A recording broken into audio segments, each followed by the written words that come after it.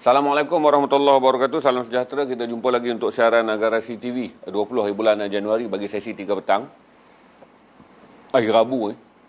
Semoga saudara melalui hari Rabu yang menarik, terutama di negeri-negeri yang dah mula menerima isyarat akan dilaksanakan PKP penuh, menyertai 5 negeri asal dan juga Lembah Kelang yang mula ber-PKP bermula pada 14 Januari lalu. Bersedialah kerana akhirnya kepatuhan dan juga disiplin kita akan menentukan berapa panjang kita akan melalui PKP ni. Yang saya dah bagi gambaran bahawa minimumnya adalah 3 penggal, iaitu 6 minggu.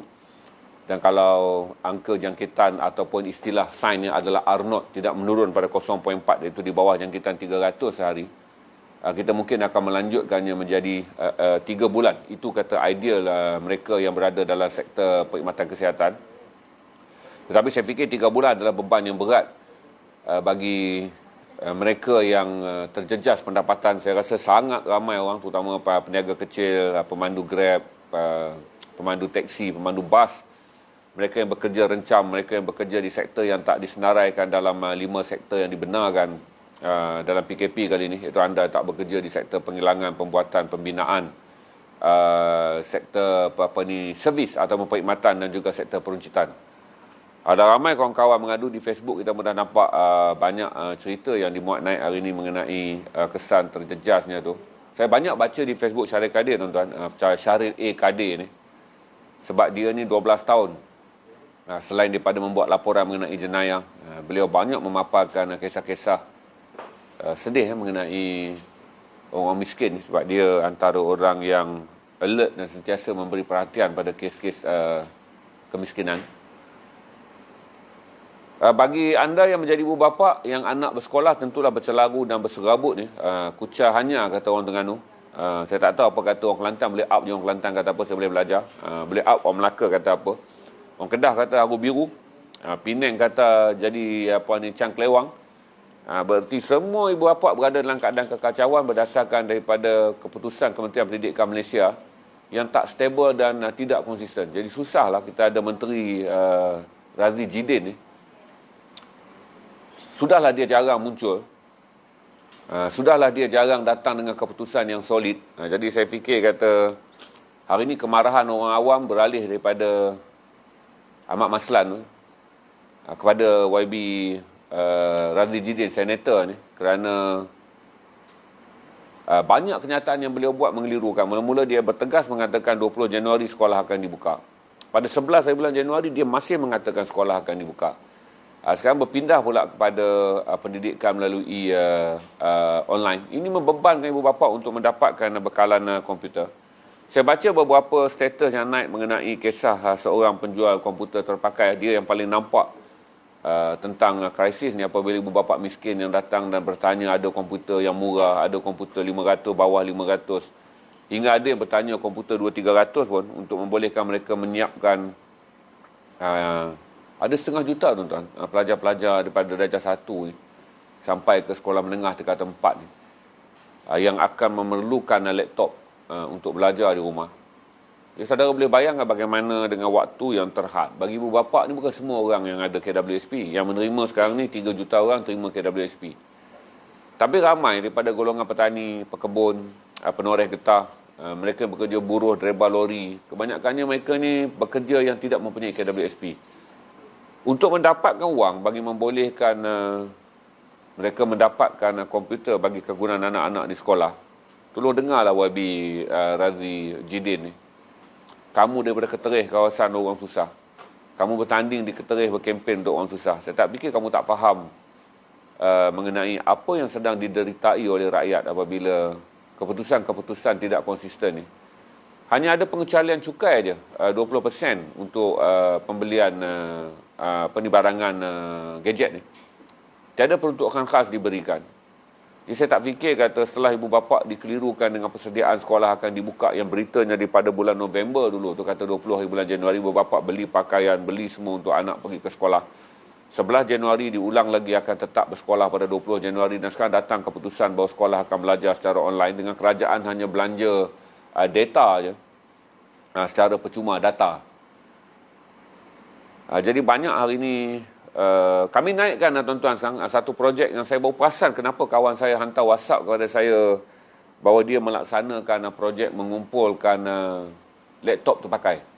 Rupa-rupanya kawan saya ni dah tahu tentang krisis orang miskin memerlukan laptop. Jadi saudara kalau ada atau laptop, saudara hubungi je saudara Hafizin ni untuk membantu dan menguruskan macam mana saudara nak hantar laptop terpakai. Tapi janganlah bagi yang buruk tuan-tuan. Repair ala kadar sekurang-kurangnya boleh budak-budak mendapat Zoom dan juga boleh ada Microsoft Word untuk buat sikit kerja-kerja tuan-tuan, untuk bantu mereka. Jadi Hafizin sedang membuat center ataupun stesen bagi mengedarkan bantuan ni. Saudara nampak nombor tu print screen je edar lah kepada siapa-siapa tuan-tuan. Kadang-kadang kita tak dapat membantu semuanya, tetapi membantu dengan cara mengedarkannya pun ada, alhamdulillah. Saya fikir kata kalau projek ni berkembang dan kempen dia berjalan dengan luas, ramai orang ada laptop untuk diberikan tuan-tuan.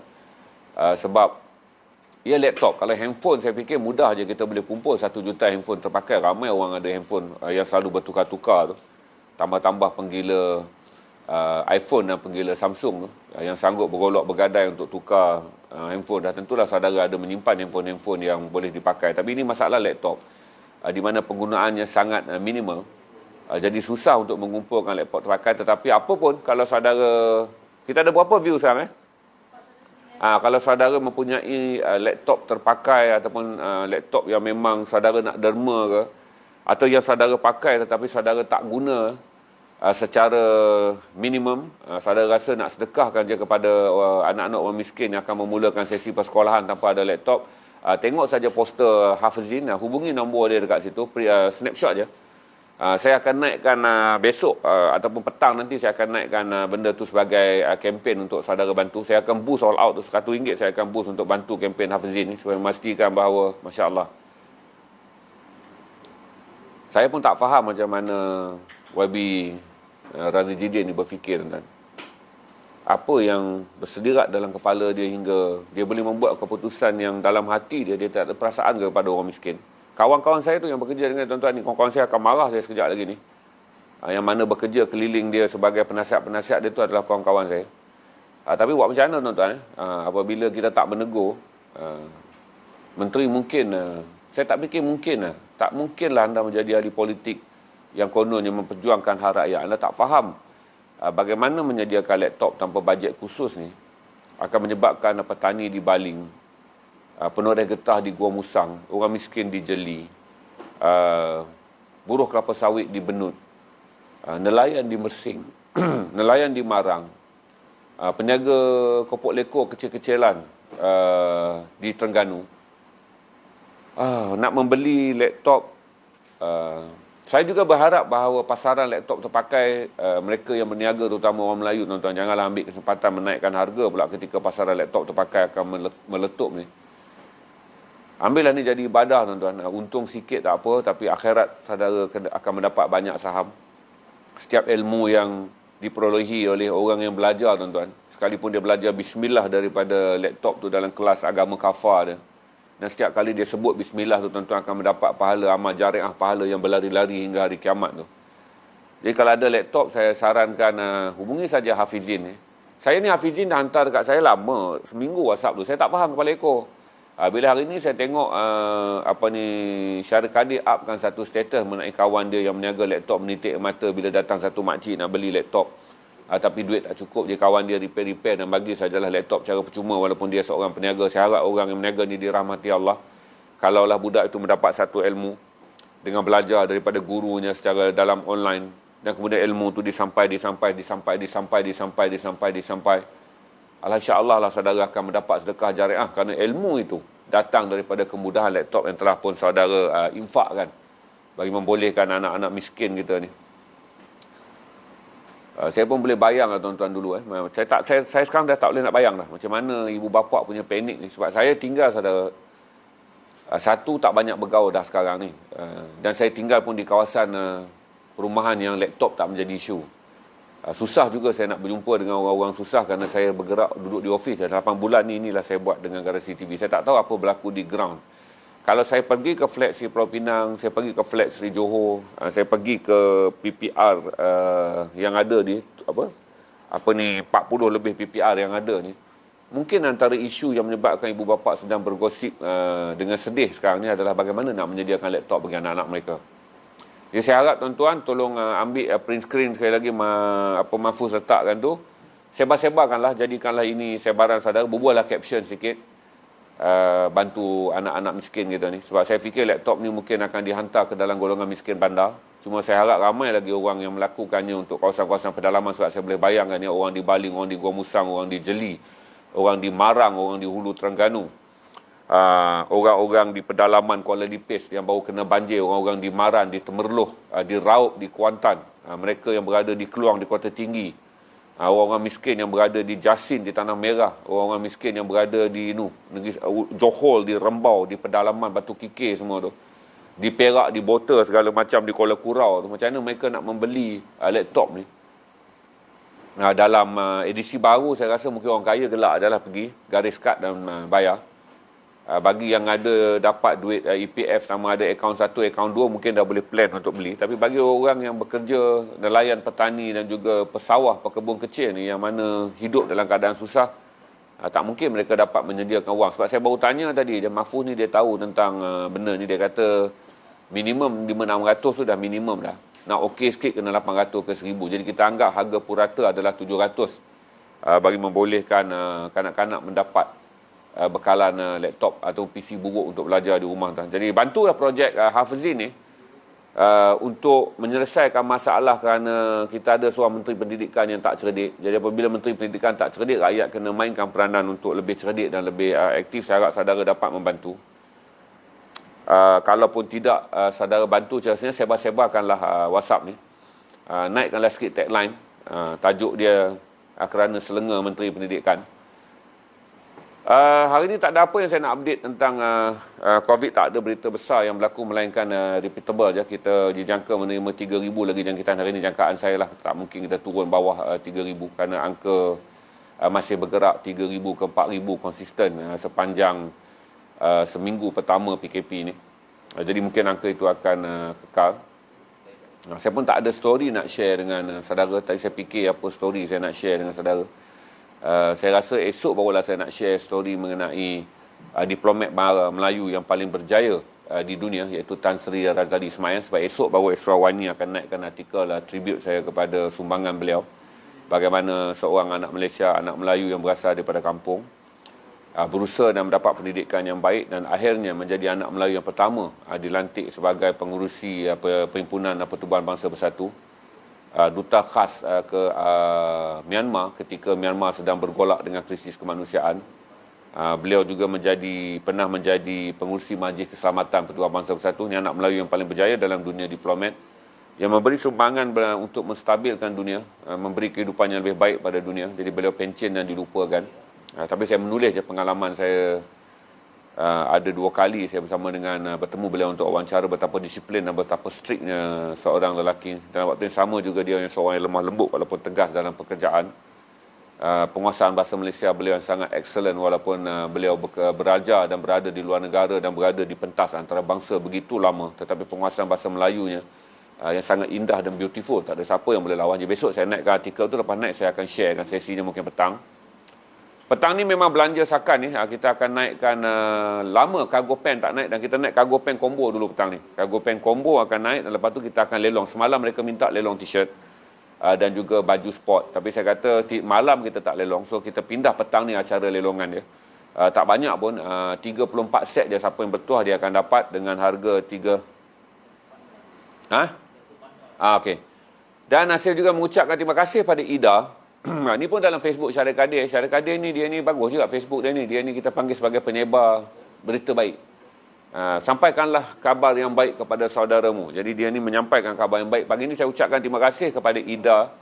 Saya tak kenal siapa ni Ida tuan-tuan, sebab dia adalah classmate Syarif Kadir dan dia mengedarkan satu hari 100 pack makanan percuma kepada rider yang dia iktiraf sebagai barisan depan yang turut menyumbang kepada ekonomi negara dan menyumbang kepada kemudahan ketika rakyat berada dalam keadaan memerlukan rider. Food Panda ni penghantar makanan ni. Kalau Food Panda promote Food Panda pula kan, dia ramai kita panggil rider penghantar makanan ni. Jadi mereka menyediakan 100 pack makanan sehari di tepi jalan untuk diberikan secara percuma kepada penghantar makanan rider-rider yang dianggap juga barisan depan ketika PKP. Terima kasih kepada Ida, saudara sedekah amal jariah ni menjadi bahagian yang Allah perhitungkan bukan saja di akhirat tetapi juga di dunia supaya saudari mendapat balasan Allah. Bukanlah balasan dalam bentuk kekayaan tetapi sekurang-kurangnya sekiranya kesihatan ada yang akan terganggu Allah jauhkan, sekiranya ada bencana yang akan datang Allah jauhkan, sekiranya ada khianat orang yang akan datang Allah jauhkan, sekiranya ada kejahatan daripada iblis dan syaitan Allah jauhkan, Allah pelihara sadala dan rahmatnya. Itulah rezeki yang paling besar dan kita tak pernah nampak, tuan-tuan, sebab kita selalu nampak bahawa rezeki adalah wallet penuh, duit ada dalam bank, makanan penuh di atas meja, tapi rezeki yang paling besar, saudara, adalah melindungi kesihatan saudara dengan nasihat. Saya harap saudari terus saya berjaya sebagai seorang penjual insurans kerana saudari adalah ejen insurans. Dimurahkan kesihatan saudari ketika hari ini orang-orang kaya pun terbaring dan mengatakan wang tak dapat menyelamatkan mereka apabila mereka kena COVID-19 ni. Kita kesihatanlah yang kita minta Allah lindung kita sekarang. Terima kasih pada saudari Ida. Terima kasih pada saudara Syahrir Kadir kerana banyak menyebarkan berita-berita baik. Walaupun saudara pun sama macam saya, kita mengutuk Menteri Jidin bagi ni, Radhi Jidin ni. Tak apalah, kadang-kadang orang sebut apa pun kita kena menegur, sebab itu tugas kita. Syahrir adalah seorang wartawan dan dia menggunakan platform Facebook Syahrir Kadir dia sebagai platform seorang jurnalis. Saya juga menggunakan platform streaming Garasi TV sebagai platform jurnalis. Okey, kita ada berapa view ni dah? 450 itu angka yang saya anggap akan statik hari ini. Kita akan naikkan lelongan tu. Cuma saya nak bagi tahu kata buku ni semalam saya dah start jual. Terima kasih pada 45 orang, 50 orang yang lock semalam. Ini adalah novel saya yang diterbitkan pada tahun 2020 oleh satu penerbit bernama Caterpillar. Saya kasihan pada penerbit ni, tuan-tuan, kerana apabila mereka nak menerbitkan buku saya, tujuannya adalah untuk dijual pada Pesta Buku 2020 yang sepatutnya berlaku pada bulan April. Apabila PKP, buku tak dapat dijual, jadi ramai penerbit, sebenarnya ramai yang dah gulung tikar pun. Jadi yang boleh survive ni adalah beberapa kerat penerbit kecil, antaranya Caterpillar. Jadi saya nak jual saja novel ni dengan harga RM30 termasuk pos. Novel ni berjudul Lato dan Asmiranda. Sebenarnya ada 15 buku saya, tuan-tuan. Saya tak pernah pun sekali menjualnya di garasi. Cuma yang ini sebab saya nak tolong penerbit menghabiskan stok dia 200 buah. Jadi saya bantulah sekurang-kurangnya. Tidaklah dia menanggung rugi kerana menjual, menerbitkan buku saya, tuan. Sebab saya ada 15, ada 4-5 saya terbit sendiri. Bila terbit sendiri, kos dia RM20,000. Maksudnya untuk 4 buku. Jual balik ni dapat RM3,000 je. Jadi rugi RM17,000. Lama-kelamaan saya pun mula menggunakan penerbit. Bagi penerbit-penerbit seperti ITBM, mereka okey sebab mereka dikendalikan oleh grant. Tapi bagi penerbit-penerbit kecil ni, saya ambil tanggungjawab untuk menjual semula sekurang-kurangnya, baliklah modal mereka. Jika saudara nak lock saja, lock novel RM30. Admin akan buka lock hari ni, saya harap dapatlah bantu capai 50. Semalam capai 45. Hari ni saya harap capai 50 supaya tak adalah tiap hari saya menjual novel ni. Saya nak bantu. Jadi ada 200 buah. Lock saja novel RM30. Admin akan post. Lato dan Asmiranda adalah sebuah novel Goblin. Saya tak pernah, saya dah hanya menulis 2 saja novel Goblin, iaitu kisah cinta yang kita panggil roman Goblin ni. Siapa yang biasa dengan kisah-kisah cinta Korea akan faham roman Goblin. Dia berbeza dengan roman yang lain, kerana roman yang lain adalah roman biasa, tapi inilah roman Goblin di mana lelaki dan wanita ni boleh saja dianggap ada dan tiada dalam dunia ni. Saya menulis dengan menggunakan phone saja, iPhone Samsung 8 Plus je, sebab saya tak pernah lagi memindahkan menulis di laptop atau di PC sejak 2 tahun yang lalu. Saya menulis dengan menggunakan handphone. Jadi ini antara satu novel yang saya tulis dengan handphone. Dan ada satu lagi novel juga saya tulis dengan handphone, tapi novel tu penerbit dia tak dapat nak print sebab 180 kopi dia print dah sold out. So yang ini je saya minta saudara bantu dan beli. Lock saja novel RM30, tinggalkan nombor telefon supaya admin boleh segera post. Jadi saya harap dalam 2 hari saya dapat habiskan 200 naskah ni. Dan saya pun dah bayar dulu dah kepada penerbit kerana sekurang-kurangnya penerbit dapat survive dan bernafas untuk melansaikan sewa kedai, bayar gaji pekerja, apa semua ni, kawan-kawan juga yang menerbitkannya. Kita tak ambil royalty pun selama ni, tuan-tuan. Saya banyak terbit dengan orang pun saya tak ambil royalty. Jadi saya buat yang ni lah. Nanti kalau ada lagi kumpulan cerpen saya mengenai kritikan saya kepada Donald Trump, kritikan saya kepada Kim Jong-un, kritikan-kritikan saya pada pemimpin dunia dan pemimpin tempatan dalam buku yang saya tulis 12 buah novel cerpen khusus untuk mengkritik pemimpin politik yang korup dan juga pemimpin politik yang diktator. Saya akan bawa jual. Itu tajuk dia Sekuntum Bunga Neraka. Saya cuba hubungi penerbitnya. Tapi ini novel, senang saudara baca sebab dalam pasaran ni buku yang paling tak laku adalah puisi. Buku yang kedua tak laku adalah kumpulan cerpen. Yang paling laku adalah novel. So saya jual dulu novel. Ada on lock ni dah. Okay, saudara lock dia saya aim 40 ke 50 je petang ni dan kemudian kita akan pergi pada lelongan slow. Sebelum spam lock ni saudara Niza akan bagi tahu kepada saya bila lock dah slow. Dan kita akan mula pergi kepada ni. Siapa saja yang suka melihat roman Goblin, sama ada saudara menonton filem Goblin tu. Roman Goblin ni bermula daripada perkataan kerana adanya filem Goblin, Korea, drama berseri 16 episod tu. Dan kalau saudara menonton juga drama The Legend from the Blue Sea, Yu Jin Yun tu, saudara akan tahu bahawa itulah disebut roman Goblin. Jadi tak panjang pun kalau saya ingat, kalau saudara dalam PKP ni saudara betul-betul baca 1 hari 2 jam, saya ingat 4 hari habis. Kalau saudara tingkatkan bacaan jadi 3 jam tu 3 hari boleh habis. Okey, saya nak update buku dah. Ida pun saya dah update. Hari ni malam baru saya naik misi kemanusiaan sebab semalam kita try support tabung aman Palestin dengan tabung Syria Care. Besok malam ni kita akan ada lagi 2-3 video saya akan naik untuk saudara support. Kalau pun saudara tak mampu support, video-video kemanusiaan ni akan menjadi pembersih jiwa kita lah. Untuk kadang-kadang ni kita mungut, kita rasa serabut bila kita melihat banyak perkara yang Allah uji ke atas orang lain. Kita akan bersyukur bahawa Allah juga memilih kita untuk diuji. Dan Allah uji orang lain dengan lebih berat, tetapi Allah uji kita dengan lebih ringan. Ada apa soalan tak, Imin? Dia minta komen tentang Joe Biden. Okey. Banyak, saya tak boleh komen detail kerana saya hanya baca komentar-komentar yang ditulis oleh penanalisis politik dia. Banyak yang mengatakan bahawa secara tidak langsung Malaysia akan menikmati kualiti ekonomi yang lebih baik daripada Biden dalam hubungan tidak langsung. Berarti bukanlah antara Malaysia dan Washington secara langsung.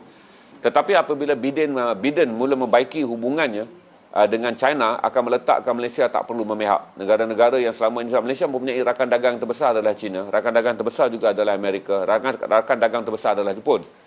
Berarti apabila Amerika dan Jepun terlagah sepanjang 2 tahun terakhir di bawah pimpinan Trump, saya rasa perkara yang pertama Biden akan lakukan adalah membaiki hubungan baik dengan China dan mencari jalan penyelesaian yang meletakkan negara-negara yang mempunyai hubungan dagang yang baik dengan blok China dan blok Amerika tidak perlu membuat langkah memihak. Saya fikir antara yang boleh dinikmati oleh Malaysia adalah kerancakan perniagaan kerana apabila pertumbuhan ekonomi China dan Amerika berkembang, Malaysia mendapat manfaat daripada kedua-duanya kerana ini adalah 2 negara utama yang Malaysia mengadakan hubungan diplomatik, hubungan perniagaan. Daripada segi hubungan diplomatik, kita harap Biden mengurangkan campur tangan dia di Selat Melaka, di Laut Cina Selatan, Selat Melaka datang kat mana? Laut Cina Selatan, terutama di Kepulauan Spratly, untuk tidak menggerakkan kapal-kapal perang dan juga kapal-kapal selam milik Amerika secara meluas di sana. Berarti menyeluduk masuk secara curi dengan menggunakan Selat Melaka dan bergerak di perairan Laut Cina Selatan dengan menggunakan perairan kita secara curi. Dan ini akan meningkatkan ketegangan di mana kita mungkin terpaksa memprotes, tetapi waktu yang sama apabila kita protes kedaulatan kita dicabar dan kedaulatan kita diceroboh, dia akan menggugat juga hubungan baik kita dengan Amerika dari segi perniagaan. Dan waktu yang sama kita tak mahu ketegangan Kepulauan Spratly, Amerika campur tangan dengan menggunakan campur tangan ketenteraan. Apapun kes telah dibawa ke mahkamah, kita berharap dengan 9 tuntutan negara yang akan dibicarakan di mahkamah timbang tara dunia itu akan berakhir dan memberi keputusan muktamad. Walaupun China telah mengambil langkah unilateral, langkah sebelah pihak dengan membina dan menempatkan tentera mereka di kepulauan tersebut. Tetapi bukanlah satu langkah yang bijak tiba-tiba Amerika nak mencampur di tangan dengan menunjukkan dia menyokong Vietnam, menyokong Malaysia, menyokong Filipin, menyokong Indonesia yang turut menuntut kepulauan tersebut, termasuk Thailand. Saya rasa itu antara benda yang akan meringankan beban ketegangan politik di Laut Cina Selatan. Yang paling penting adalah apabila Amerika dengan China tidak bertekak dari segi perniagaan, terutama dari segi tarif, dia akan membantu pemulihan ekonomi selepas COVID-19 dan semasa COVID-19 berjalan dengan baik kerana ini adalah 2 kuasa besar. Saya rasa Biden juga akan memulihkan hubungan. Itu yang paling saya harapkanlah dasar-dasar Biden yang paling awal. Kita nak lihat apa kenyataan awal beliau mengenai Palestin. Kerana ramai penganalisis ekonomi, politik mengatakan bahawa mustahil Joe Biden akan meneruskan sokongan dengan menjadikan Baitul Maqdis sebagai ibu negara Israel. Rasanya yang pertama polisi yang akan beliau tarik adalah berunding dengan kerajaan Palestin dan kemudian berunding dengan kerajaan Israel, dan beliau mungkin membuat keputusan untuk tidak menjadikan kedutaan Amerika yang berada di Baitul Maqdis dikekalkan, kemungkinan akan balik ke Tel Aviv bagi membolehkan proses damai diteruskan setelah Trump merosakkan semua proses damai, terutama ke arah mengisytiharkan Baitul Maqdis sebagai ibu negara Palestin. Saya fikir kata Biden akan mengurangkan dasar tidak popular dengan menggugut negara-negara Islam yang ingin mendapatkan bantuan ekonomi dari Amerika, terutamanya seperti Sudan, supaya menandatangani perjanjian untuk mengiktiraf Israel sebagai sebuah negara merdeka. Saya fikir Biden akan memilih cara untuk mengembalikan Amerika sebagai sebuah negara kuasa yang dihormati, bukan kuasa yang memaksa dan suka mencekik dan suka menjerat orang, seperti mana yang dilakukan oleh Trump apabila dia menjerat Sudan, Maghribi, Tunisia, Bahrain, UAE dan juga Saudi untuk mengiktiraf kewujudan Israel sebagai sebuah negara merdeka. Saya fikir lobi Israel kemungkinan akan ada, tetapi akan berkurangan berbanding Trump, seorang peniaga yang memang hidup dikelilingi oleh pelobi-pelobi Yahudi. Itu yang kita harapkan daripada Biden, dan kita mengharapkan juga semangat Kamala Harris sebagai seorang yang berjiwa Asia, kerana dia adalah seorang yang ibu bapanya berasal dari India dan dia adalah seorang imigran. Ibu bapanya adalah seorang imigran dan dia dilahirkan di Amerika, dan kita harap Kamala Harris juga dapat membawa semangat dunia ketiga dan semangat negara-negara dari Asia untuk mempengaruhi politik Amerika untuk bersifat lebih adil kepada negara-negara kecil, kepada negara-negara yang tidak sepatutnya dibuli kerana kekurangan pengaruh ekonomi dan ketenteraan. Jadi kita harap berita yang baik saja daripada Biden, dan saya tak fikir kata Biden akan meneruskan dasar-dasar Demokrat kuno yang yang paling teruk adalah Demokrat yang diamalkan oleh dua keluarga Bush, George W. Bush dan George Bush. Saya tak fikir dia akan meneruskan dasar-dasar Demokrat. Paling tidak pun dia menguruskan dasar-dasar yang lebih diplomatik dan lebih friendly, seperti mana yang diasaskan oleh mentor dia, iaitu Barack Obama. Walaupun dia lebih muda daripada Barack, beliau pernah menjadi naib presiden ketika Barack menjadi presiden. Barack adalah mentor beliau. Walaupun dia ada polisi-polisi peribadi, tapi saya fikir dia akan banyak dipengaruhi oleh polisi yang diasaskan oleh mentornya, iaitu Obama. Terima kasih kepada Trump kerana anda telah meninggalkan kerusi presiden tanpa sebarang darah di tangan anda. Anda berjaya kerana di zaman anda lah tiada pembunuhan massa dilakukan ke atas umat Islam, walaupun saudara Trump telah menyokong Israel, tapi dialah presiden yang tidak melancarkan perang kepada mana-mana negara Islam. Walaupun Barack Obama dilihat sederhana, tapi Barack terlibat dalam perang Iraq dan perang Afghanistan. Kita harap Biden ketika memahami bahawa perang tidak akan menguntungkan mana-mana pihak akibat COVID-19 yang memerlukan ekonomi dunia dipulihkan secara segera, beliau akan memainkan peranan yang besar dengan melantik pakar-pakar ekonomi yang hebat untuk berada di sekitar beliau dan membantu dunia memacu kembali ekonomi. Tapi saya fikir kata Biden juga akan melalui tahun yang susah kerana beliau menjadi presiden ketika Amerika sedang menghadapi lebih 96 juta jangkitan COVID-19 dengan lebih 400,000. Semalam Amerika dah lepas 400,000 jumlah kematian. Ini cabaran besar untuk dia, dan saya fikir kata polisi-polisi antarabangsa dan polisi-polisi domestik akan menghantui dan mengurumuni beliau kerana bagaimana beliau perlu mengambil langkah drastik. Satu adalah untuk mengembalikan Amerika menyertai sidang Paris, iaitu Amerika terlibat dengan polisi dan dasar untuk memelihara alam sekitar, terutama dari segi pembuangan gas rumah hijau. Dia akan kembali tu ke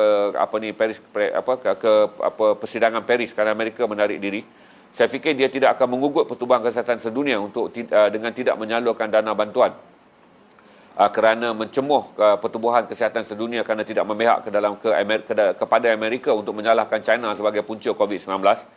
Saya rasa dia akan meneruskan juga beberapa bantuan yang akan terus sahaja membantu masyarakat dunia, kerana ketika dia naik, satu perkara yang akan dilaksanakan mula-mula adalah bantuan domestik di Amerika, iaitu 1.9 trilion pakej rangsangan ekonomi di Amerika yang rakyat Amerika menantinya bagi membolehkan Amerika dipacu semula, dan apabila Amerika berkembang, ekonomi kita juga agak berkembang. Untuk pengetahuan saudara, ringgit mengukuh berbanding dolar Amerika.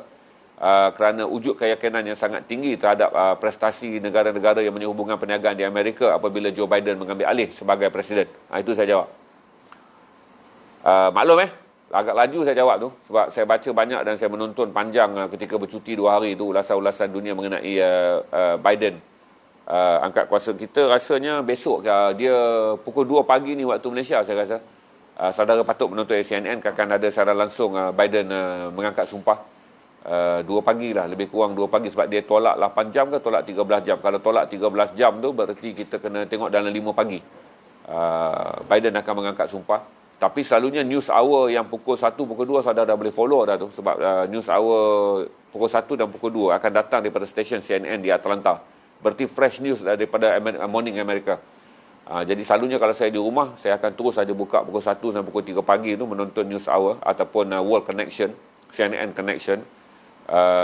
Bagi melihat summarize saja, di mana tengok benda tu 1 jam 2 jam saya boleh tengok dunia di summarize ataupun di compile saja dalam tempoh 1-2 jam dengan berita yang padat dalam news hour dan World Today yang oleh CNN. Malam ni siapa ada peluang tengok je. Saya rasa isu laporan Biden mengangkat sumpah akan menjadi laporan utama.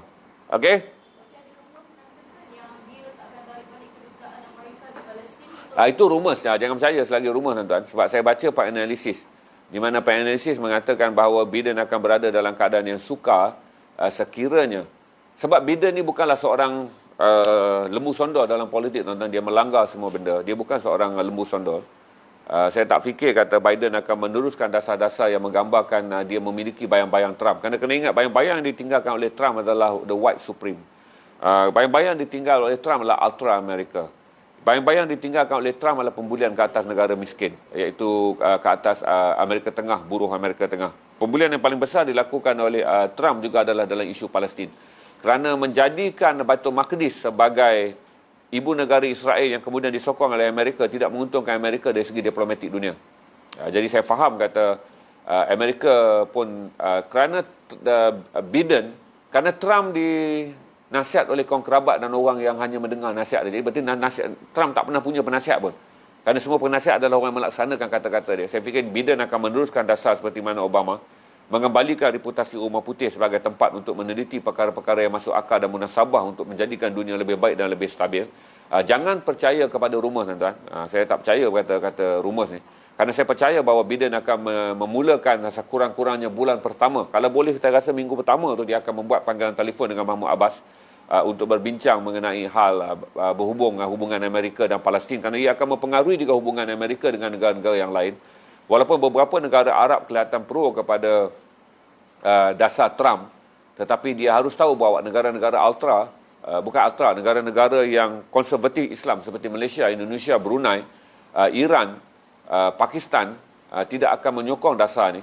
Saya percaya bahawa Imran Khan juga mempunyai pandangan yang sama tegas dengan Malaysia dalam isu untuk menolak apa saja bentuk menjadikan Baitul Maqdis sebagai ibu negara Israel. Jangan percaya pada rumours. Rumours adalah hal yang langsung tak masuk akal untuk kita bawa debat. Kecuali ada faktanya, sebab kita bercakap tentang berita. Rumours ni kita boleh cerita artis okeylah. Kita boleh terima lah artis tu tak jadi kahwin, artis ni tak jadi kahwin. Tetapi bila saudara nak berdasar bercakap tentang polisi antarabangsa, penganalisis mestilah mempunyai fakta. Apa faktanya? Setakat yang saya baca, banyak penganalisis dunia, termasuk Nikkei. Saudara kena mula langgan Nikkei $9 je. Nikkei antara yang terbaik. Sebab saya dah terpaksa tinggalkan The Morning Post milik Jack Ma. Sebab berita dia dah tak menarik sejak Jack Ma hilang daripada khalayak awam. Kerana Jack Ma adalah pemilik The Morning Post. Saya mula pergi kepada Nikkei. Cuma Nikkei tak boleh baca free. Kena bayar $9 pula untuk melanggan Nikkei. Tapi Nikkei ni bagusnya satu hari saya baca 10 berita je, saya tahu semua benda penting.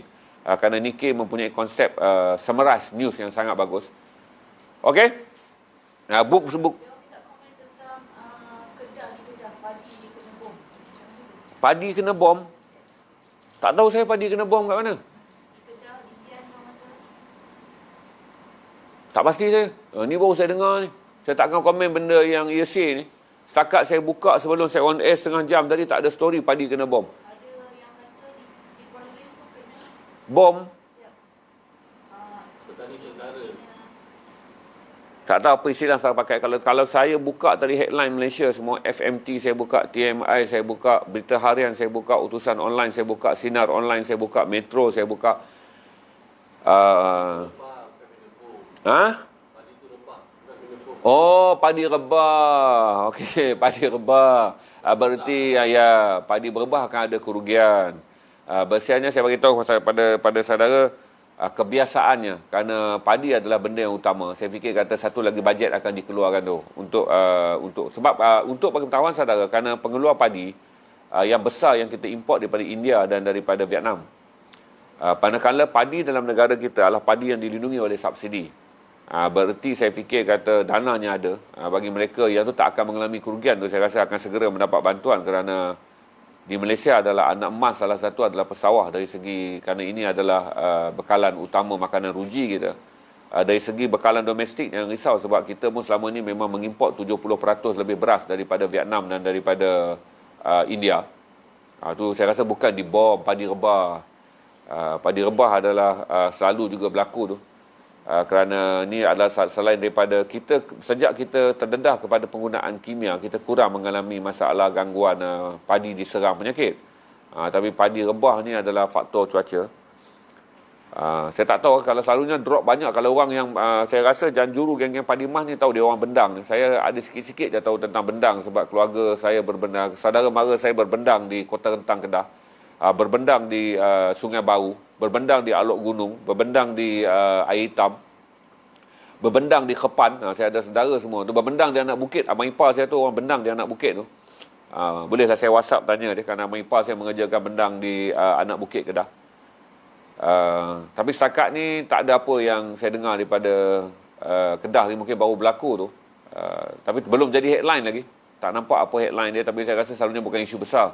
InsyaAllah kita doakan, walaupun hasilnya mungkin akan, biasanya kalau padi rebah cuba tanya orang buat bendang, saya rasa drop 30% je padi rebah ni. Masih lagi boleh di mesin dengan menggunakan mesin dengan baik. Cuma kalau rebah padi muda je, padi masak ke padi, saya tak fikir sekarang musim apa. Kalau rebah padi masak, Alhamdulillah. Kalau rebah padi hijau, Masya Allah. Berarti itu je. Saya tak tahu tu janjuru padi emas semua tu, orang-orang bendang tu semua tahu tu, yang dia orang daripada Pendang Sik itu belah-belah Kedah tu. Yang mana tu tolong lapor. Berarti rebah ketika padi menguning atau rebah ketika padi hijau. Kalau padi masih hijau, rebah memang Masya Allah, musibah besar tu, zero hasil dia. Kalau rebah ketika padi telah menguning, masih boleh dituai dengan menggunakan mesin, tapi mungkin hasilnya merosot 30%. Kita berdoa, nanti saya akan cek, saya akan update nanti. Doakanlah pemudahkan. Sian orang bendang tu 180,000 tinggal generasi yang buat bendang ni. Kalau saya pergi ke Kuala Selangor, Sabak Bernam dan juga Tanjung Karang, semua orang buat bendang di Bangladesh kan. Terkejut saya. Saya pergi terkejut. Saya nak pergi tengok motor mesin menyemai tu. Saya terpaksa shoot, dan sekali saya rasa sedih sebab saya tak boleh pakai dah story tu. Drop story tu kerana semua yang menjadi pesawah adalah warga asing. Terkejut saya, tepuk dahi. Allah, macam mana nak buat nasib petani, nasib pesawah Malaysia kalau yang saya lihat semua yang bekerja di bendang adalah pendatang asing. Saya rasa tak tahu, saya rasa di Kedah masih lagi diusahakan oleh orang kampung tu. Sebab apa lagi orang kampung nak buat kalau di KL ni mereka semua sap je. Lepas tu makan subsidi je. Ini budaya yang telah dibentuk oleh kerajaan ni, menjadi kaum Melayu ni bangsa subsidi. Saya harap pesawah-pesawah di luar Lembah Kelang masih lagi mengusahakannya dengan kederat dan peluh sendiri, walaupun dia bukanlah bidang pekerjaan yang popular lagi.